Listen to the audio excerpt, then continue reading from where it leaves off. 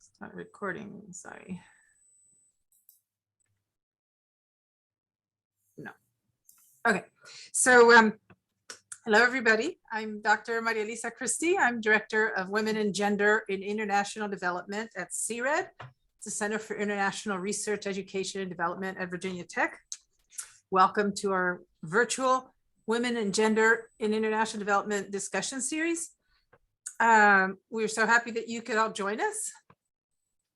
Please, well, as of today, as of this morning, there were 46 people registered from 11 different countries. So we'll see how many come in as we move along. But we're excited to have people register and take note of Afrina's great work, and hopefully more of them will join us as we move along. So note that our event will be recorded and it will become available. Usually takes a couple of weeks before we get it into our Virginia Tech VT Works library. So it will be on our website. So if you don't want your image recorded, just keep your camera off. The full calendar and updates for, well, next year's discussion series, which we don't have up yet, is on our website, but it will be up soon. Before introducing our speaker, I invite you to reflect on Virginia Tech's land and labor recognition. So Virginia Tech acknowledges that we live and work on the Choudhury people's homeland, and we recognize their continued relationship with their lands and waterways. We further recognize that legislation and practices like the Morrill Act in 1862 enabled the Commonwealth of Virginia to finance and found Virginia Tech through the forced removal of Native nations from their lands, both locally and in Western territories. We understand that honoring Native peoples without explicit material commitments falls short of our institutional responsibilities. Through sustained, transparent, and meaningful engagement with the Choudhury peoples and other Native nations, we commit to changing the trajectory of Virginia Tech's history by increasing Indigenous student, staff, and faculty recruitment and retention, diversifying course offerings, and meeting the growing needs of all Virginia tribes and supporting their sovereignty. And we also have to recognize that enslaved Black people generated revenue and resources used to establish Virginia Tech and were prohibited from attending until 1953. Through inclusive VT, the institutional and individual commitment to ut prosum that I may serve, in the spirit of community, diversity, and excellence, we commit to advancing a more diverse, equitable, and inclusive community. So now, just some brief housekeeping notes. So this discussion will last approximately 45 minutes. Our speaker's presentation will be approximately 25 minutes, followed by about 20 minutes of discussion and Q&A, question and answer. All the dial-in participants will be muted to enable the speaker to present without interruption. And you're welcome to post questions in the chat at any time throughout the conversation, because we keep track of them. We put them in a Google Doc, and then I'll be reading from them at the end. So as you think of your questions, feel free to put them in. And then if there's more questions after we finish going through those that came in the chat, we can also ask you to unmute yourself, and you can ask the speaker directly or make a comment on and give your input also on the topic that is being discussed. So in order for our discussion to be as rich as it can be, we need everyone to be respectful and treat all participants with kindness and consideration, and without discriminatory behavior. So again, the webinar is being recorded and you'll have access to it via our website. And also we'll send a link both through the chat and then also through email for a survey that we really need you to fill out, because it helps us keep this program going. You can tweet us by tagging us at WGD_VT, which I will put that in after we get started here. But now to introduce our speaker, and first I have to thank Afrina Choudhury for joining us, though it is now almost midnight in Bangladesh. So aside from the fact that she's both a PhD student at Wageningen University in the Netherlands and has got a full-time job at World Fish in the Netherlands, she's very busy doing field work and studies, and now we're keeping her up, but thank you. She's a research fellow and a senior gender specialist at World Fish, Bangladesh. At World Fish, she's responsible for the design and implementation of pro-poor gender responsive strategies. Working in the field of aquatic agriculture, her research has revolved around the integration of gender into technical interventions in ways that are sustainable and transformative. In particular, she has been focusing on building the evidence for gender transformative approaches as a way to break systematic inequalities in enhancing equitable development efforts. She also co-created and chairs the Bangladesh National Gender Working Group. So we might have some questions on that as well as a separate topic, which currently brings together gender and equity work in Bangladesh. And as I said, she's doing her PhD. She's doing a sandwich PhD between World Fish and Wageningen with a focus on inclusive business and women's entrepreneurship, development, and aquaculture. The title of her presentation today is Experiences in Merging Gender Transformative Approaches with Development Efforts in Aquatic Food Systems in Bangladesh. So thank you, and it's all yours, Afrina. Thank you so much. So today I will talk about our learning journey in Bangladesh as we transition to using gender transformative approaches. I'm Afrina Choudhury, and I thank you all for being here today. Lumini, could you share the slide? Thanks. So as the slide is uploaded, I'll just continue. So could you go to the next slide, please? Thank you. So before we started with gender transformative approaches, we were looking for ways to enhance women's participation in aquaculture through technologies as a way to fill the gap in women's access and benefits from aquaculture. The idea was that through women's enhanced participation, we can alleviate poverty, improve nutrition and consumption, and even empower women. Back then, we did not have a strict definition for empowerment. Its nuanced and multidimensional aspects were not clearly understood, and we mainly attained empowerment at the access and welfare levels for women. So we targeted women at the homestead area around the homestead pond, because that was a convenient area for women's involvement, because it's close to home, it caters to their mobility constraints and their time and labor burdens. Furthermore, the homestead pond is an underutilized resource whose productivity can diversify food and income options, provide nutritional food, and thereby build resilience. Next slide, please. As our different projects targeted women at the household level with technical trainings and demonstrations, we conducted both diagnostic and impact studies. And these studies pointed towards a need for changing our approach from an accommodative one to a transformative one. These studies are listed over here in the slide. Most of these studies look at the implications of gender relations and dimensions on aquaculture technologies and innovations. Genovate, which I have put in two more publications from Genovate. It was a multi-country CGIAR qualitative study on norms, which produced multiple papers that emphasize the need to tackle norms. Next slide, please. These studies findings showed that our gap-filling approaches can actually reinforce inequity by not changing women's status and position and accommodating to existing norms that already constrain them. Because without social change, sustainability of impact will also be limited. We try to involve our target women, but women who use these technologies do not exist in a vacuum without influence from other actors and institutions. Power relations, and especially gender power relations at every level, affect the extent to which women can actually use and benefit from these innovations. So we realized that while we were reaching women and benefiting them to a certain extent, we were not empowering them in all domains, nor were we transforming norms or addressing the root causes. Next slide, please. So we moved. So if you look at this continuum here, sorry, previous slide. Previous slide, please. The continuum generate. Yeah, thank you. So this continuum provides a spectrum to understand and design gender approaches from exploitative to accommodative to transformative for practitioners and researchers alike. The ultimate goal is equality and better development outcomes. The pathway for that is to be gender aware and at the very least to be gender accommodative. Gender blind approaches ignore the different rights, responsibility, roles, risks, etc. associated with being a man or woman, including the power dynamics between them. Gender aware approaches examine and address these considerations. However, in doing so, may exploit the differences and stereotypes. Hence, it's called exploitative approach. The accommodative approach understands norms and works with and around them to enable women's participation and benefits. This may reinforce inequalities by leaving women within their gendered niche and may not address the systemic and structural inequalities that create and perpetuate inequalities. This is where gender transformative approaches are important, as drawing on feminist theories and ideologies, they work to address systemic and structural challenges by fostering critical reflection and dialogue on harmful norms, gender roles, and power dynamics, while promoting equitable norms.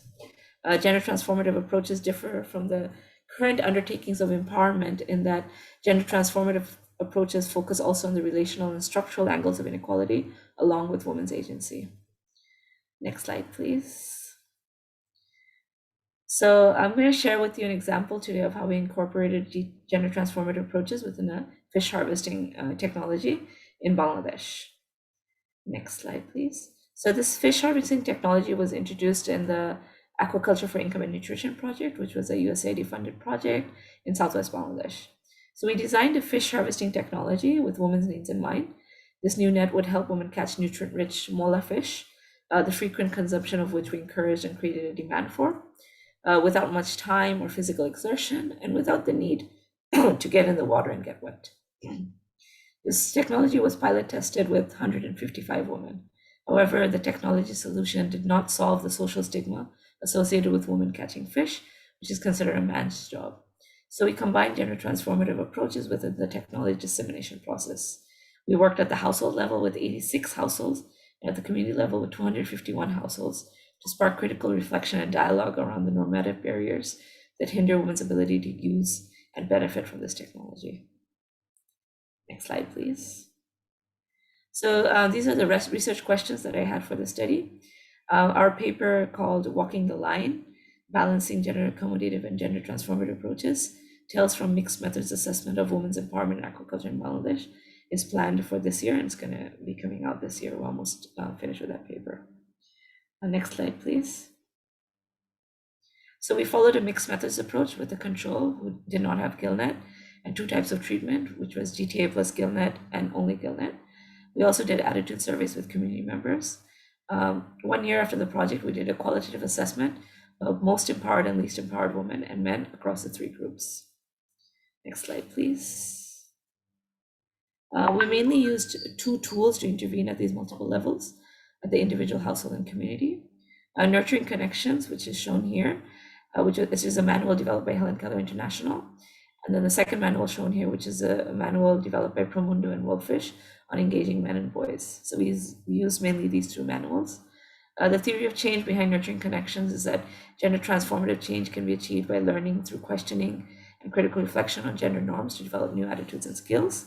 The theory of change for the second manual shown here is that behavior change is a process that requires internalizing of new concepts by men and women, and that adults learn best through action and experience. Next slide, please. So in doing so, we also tackled the 4 dimensions of power around agency, resources, and structure. This whole GTA plus technology process helped women gain power over the mola harvest, the power to act on the training knowledge and utilize the technology, the power within, which is the belief in oneself and one's abilities, and the power with to attain support and cooperation from family and community. Next slide, please. So this shows our research design. We conducted a preliminary qualitative assessment to understand the social barriers that may arise as a result of introducing this net. Then we did a quantitative baseline before the technology plus GTA was introduced, and an end line after the end of the process. Then we did another qualitative 1 year after the project was over. The reason was because we found unanticipated changes with the qualitative that helped explain some of the puzzling results from the quantitative results. Like, for example, from the quant, it seemed men were taking over the net, whereas there was actually more collaboration. Men were actually helping women more. Also, some of the exercises seemed to have a lasting impact on men and women participants. Some of the lessons from the gender transformative approach spilled beyond just the net. Men were more positive about women's involvement in aquaculture in general. Now, in this slide, I'm going to talk about our evaluation tools. We used mixed methods longitudinal designs. We adapted the Women's Empowerment in Agricultural Index, which was developed by IFPRI, and our customized Women's Empowerment in Fisheries Index empowerment surveys. We also looked at self-efficacy, power within using psychometric measures. Gender attitude surveys were conducted at the household and community level. And for the qualitative, we adapted from the Generate tools. Next slide, please. So some of our results show some positive results from the gender transformative approach usage. So GTA softened the backlash from women around technology uptake and new roles for women, because the net created a new role for women. It promoted collaboration by bringing men on board at the family and community level. There were changes in self-efficacy amongst women. There was also enhanced consumption of mola by our target group, and there was overall changes in attitudes of men, which was really encouraging. Next slide, please. So GTA actually helped in technology diffusion by building acceptance towards women's new role. We see a value in a combination of a technology plus gender transformative approach.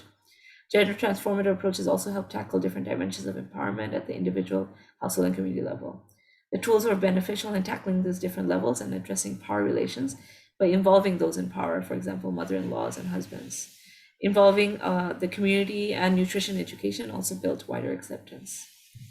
Next slide, please. So we want to reinforce the importance of being cautious around how we measure impact of gender transformative approach and make conclusions. The quant side may not always tell the whole story.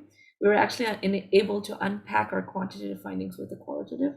This points towards the importance of mixed methods to unpack the nuance of what is happening at different levels. We also conducted the qualitative study 1 year after the quant, and this helped understand the impact over time. It is important to understand intricacies of implementing gender transformative approaches and the importance of measuring the impact over time using mixed methods approaches, and actually the value of giving sufficient time for the effects to be visible. That's because social change does take time to unfold. Next slide, please. Now I'm going to talk about how we are trying to connect gender transformative approaches to women's entrepreneurship efforts, and this is also part of my PhD. Next slide, please. Before I begin, I want to give a little background about entrepreneurship. There are various contesting definitions of entrepreneurship and women's or female entrepreneurship, especially coming from the fields of business management and economics. For this presentation, I've chosen a simple definition of women's entrepreneurship, which is that it can be defined as women or group of women who initiate or innovate, operate, organize, or adopt a business enterprise. Rural women's entrepreneurship emerges in rural areas. Early women's entrepreneurship literature focused on women's shortcomings and compared women's performance to that of men. This was because from the economic growth perspective, entrepreneurship was important, and therefore the growth and performance of women's businesses had to be studied, with the result that women's businesses were found to be underperforming with little or no growth, and this was attributed to women's individual traits. Contrary to the beliefs and hypotheses then, the results showed very few differences between men and women if you look at studies by DeRoots and Henriksen and Watson. But the authors tried to explain it away based on individual characteristics rather than structural factors. The very few studies that did look at structural factors, like bank loans, did not find discrimination to be a factor, but that women's lack of collateral led them to have difficulties in getting loans. Women's entrepreneurship participation and performance still lags that of behind of men, and that has been a focus of a lot of literature. Women also face constraints to participation and performance, with personality factors, motivations, and resource constraints being noted as key factors and being analyzed in comparison to men. Recently, there have been shifts towards understanding constraints in terms of the social climate in which women operate, indicating a movement from the individual to the social perspective. Next slide, please. So women's ag entrepreneurship is quite different from non-agricultural entrepreneurship. And though it is thought to be a part of rural entrepreneurship, it can be linked to urban entrepreneurship and social entrepreneurship. So most ag entrepreneurship has been studied in developed countries, very few in developing. In ag discourse, women farmers are increasingly being termed as women entrepreneurs. Women in agricultural entrepreneurship face unique challenges due to climate change, scarcity of resources, infrastructural challenges, access and control of said resources, mobility and family burdens, and enactment of existing policies that may not favor non-stereotype roles in businesses for women in practice. The predominant focus in entrepreneurship is on economic growth. Most women ag entrepreneurs have been pushed into entrepreneurship because of poverty and as part of their livelihood diversification strategy. However, this poverty-driven women's entrepreneurship in ag is seen as problematic to economic growth. This type of entrepreneurship is not seen as true profit-driven.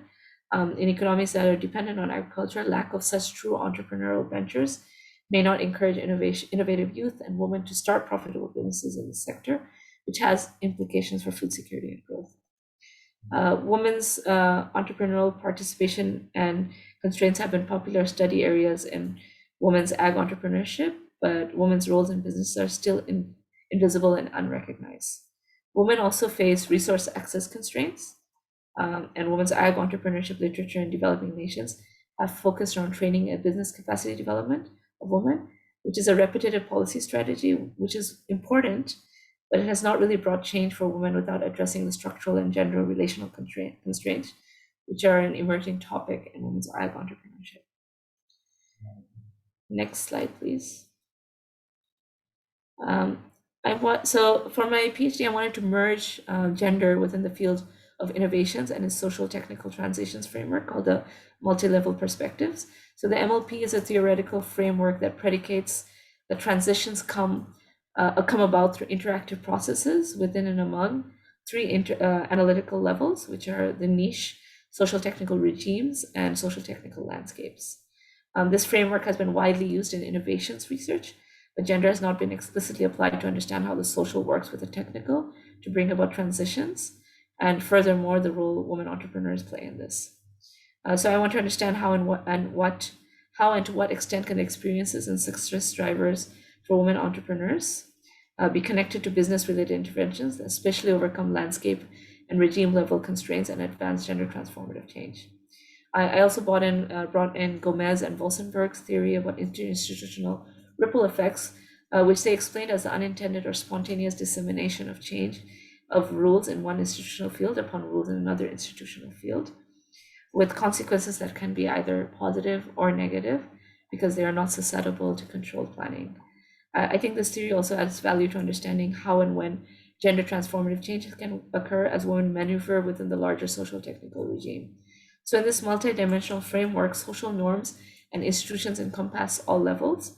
Women's entrepreneurial niche happens at the individual or household level, where she innovates for whatever reason, be it push or pull factors. She works within the social technical regime within which she maneuvers and may even shape. Next slide, please.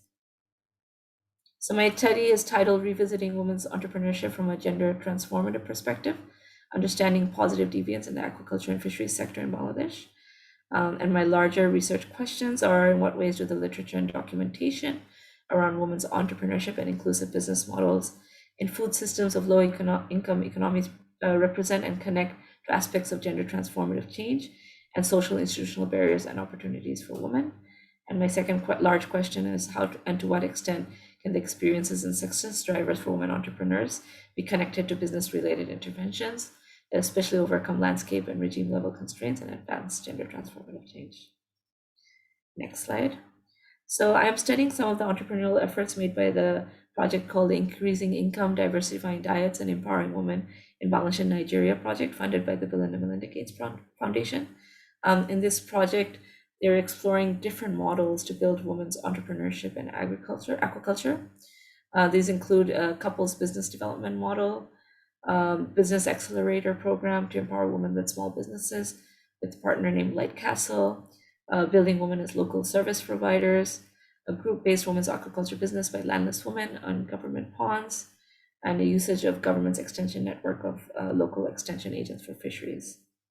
The project has also worked at the community level to build acceptance of women as fish entrepreneurs, to bring about normative change through forum theater and video shows. Next slide, please.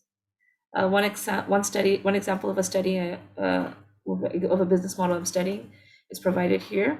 The aim is to help build a gender transformative approach in women's entrepreneurial business models. These are the key elements of the business development model. Next slide, please. So these are the key elements of the business development model. These include training knowledge, the couple format, engaging them as local service providers, training the community, the business plan, making a bank account, TIN, and trade license in women's names. Next slide, please. This business model also has certain gender transformative elements. These include engaging men and women as couples, merging social consciousness raising within the business development training, for example, around women's work burden, changing men's attitudes towards women's capacity and roles through theater and videos, and changing men's behavior through creation of trade licenses and tins in women's names. So this is how I'm trying to bring in gender transformative approaches, research into the field of entrepreneurship. I'm still in the process of exploring all this, but I just wanted to share a bit of the research that I'm doing around it. That's all for today. Thank you very much for taking the time to listen to me. If you have any questions, please go ahead.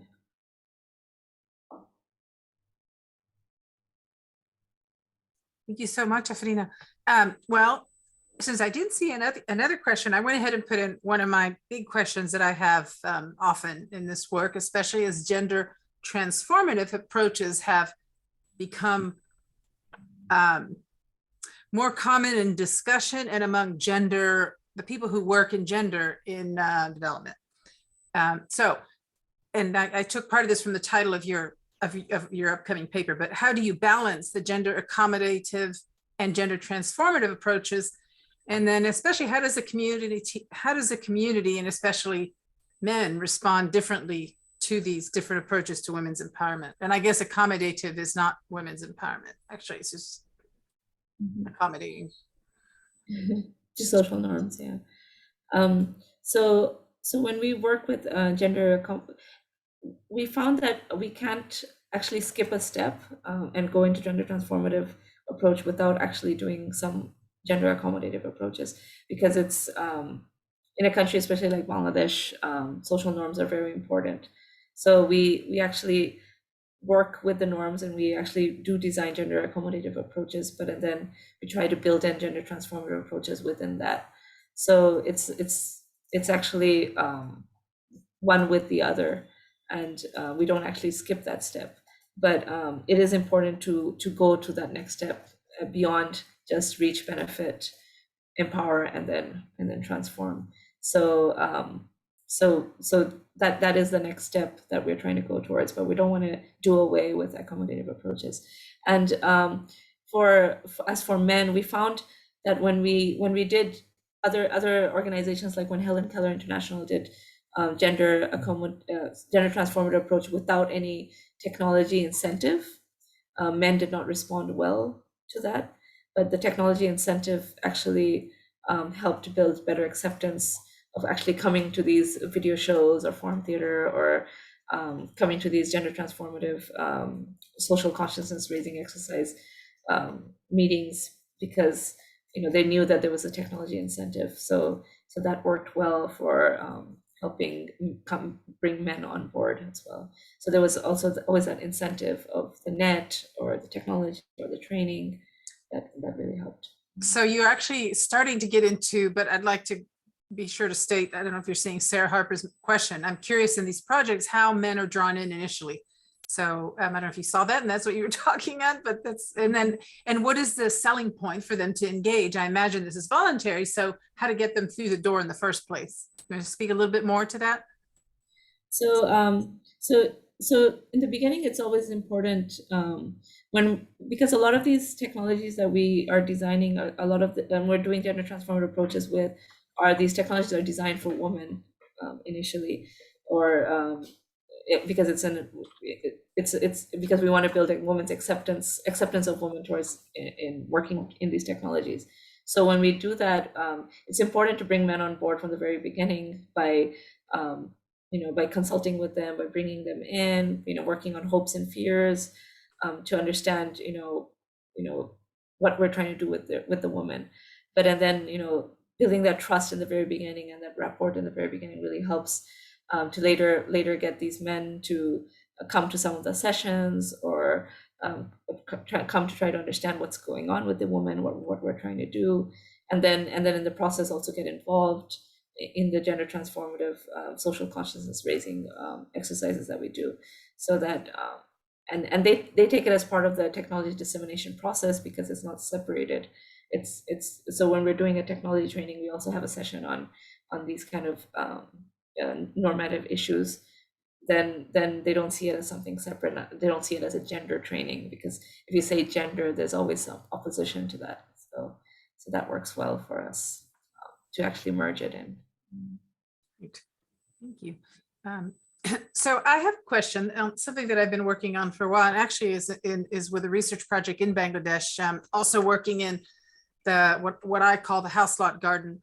But I'm curious, because you mentioned psychosocial measures or something. I mean, how do you deal with, how do you measure specifically the qualitative indicators of empowerment, like confidence and self-esteem? And what is the attitude within development? So since you're both in academia and in World Fish in a CGIAR center, what is the attitude in this real econometrics world where numbers are what people want to count, and, you know, economic impact through numbers? What is the attitude towards the legitimacy of these? But also, like, how did you measure things like self-confidence and self-esteem? Yeah, we used psychometric measures to measure it. Like I forgot which psychometric measure we used, but I have it somewhere. I can follow up with you to yeah. learn more. Yeah. So we did use them, and we did use attitude surveys, like the GEM scale and different scales.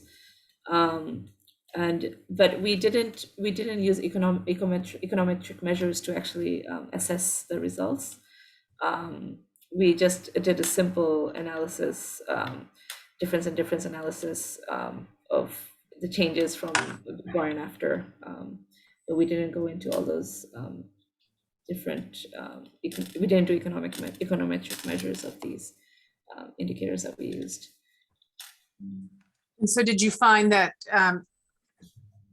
both in your, where you're in your foot in academia and in, you know, practitioner world, that those measures are accepted as a measure of empowerment and impact? Yeah, so especially for because if you look at because the self-efficacy and attitudes have been initially wasn't included in the Women's Empowerment Agriculture Index that was designed by IFPRI, but later on they did include attitude survey, you know, looking at different attitudes and looking at self-efficacy. They did add it into the WIA later on, and they do it differently, because they're looking at it as, like, looking at it as an index. But when I did my analysis of the I did use components of the WIA and the WEFI, but I didn't look at it as an index. I looked at separate indicators separately, look at how they improved. So I looked at it more from an M&E side, looking at different indicators and how they've improved using difference and difference analysis. So I'm gonna put in, I don't have, there's not another question. I'm gonna put in one more question, and then I'm gonna ask people to maybe raise their hand. Maybe they'll feel more comfortable raising their hand, but I'm gonna put it in so you can see it. So since you are in the Bangladesh National Working Group, I wonder what the priorities are and who are the chief allies?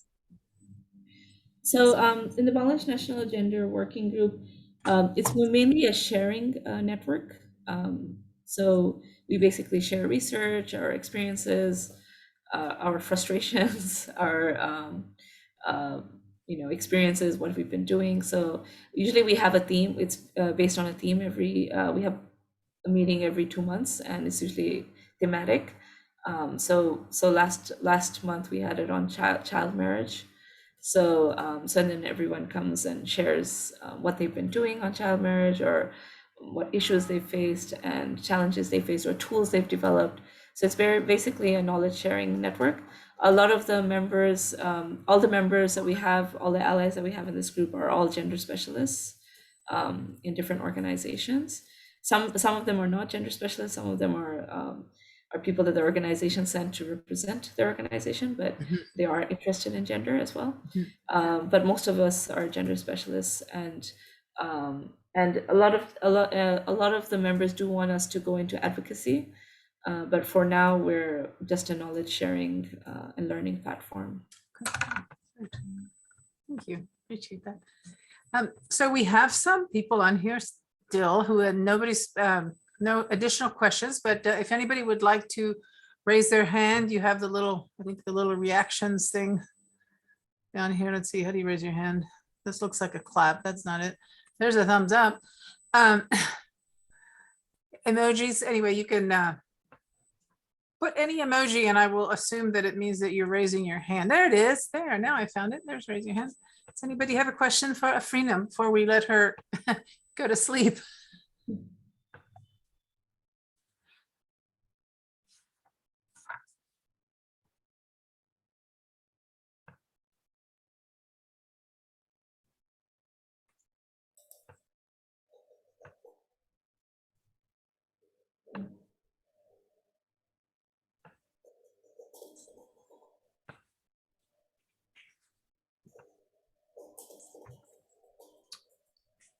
Okay, I'm going to give just a few seconds for the shy people.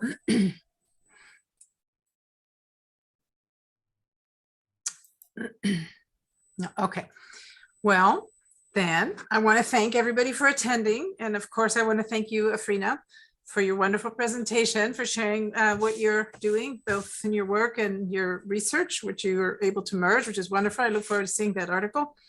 We have shared a survey on the chat just before my thing, and especially since we have not so many people, really would be helpful if you would click on that, but we will send it to you also. If you don't do it now, it'll take you just 2 minutes. This was our last event for the academic year, which was all on Zoom. We do have some excellent speakers lined up for the fall already, and talking about a diverse range of issues, including gender in academia, climate change research, and other contemporary issues related to gender and international development. And in the survey, I think we have a place for you to recommend topics if you would like to do that. And you can always do that anyway, regardless of whether we ask in the survey. So check our website for information and have a wonderful day. And I hope that you can join us again in the future. Thank you so much, Afrina. Good night. Thank you. Bye, everyone. Oh, My pleasure. Jess is clapping. Okay, yes, we have some clapping. Virtual clapping. Yay.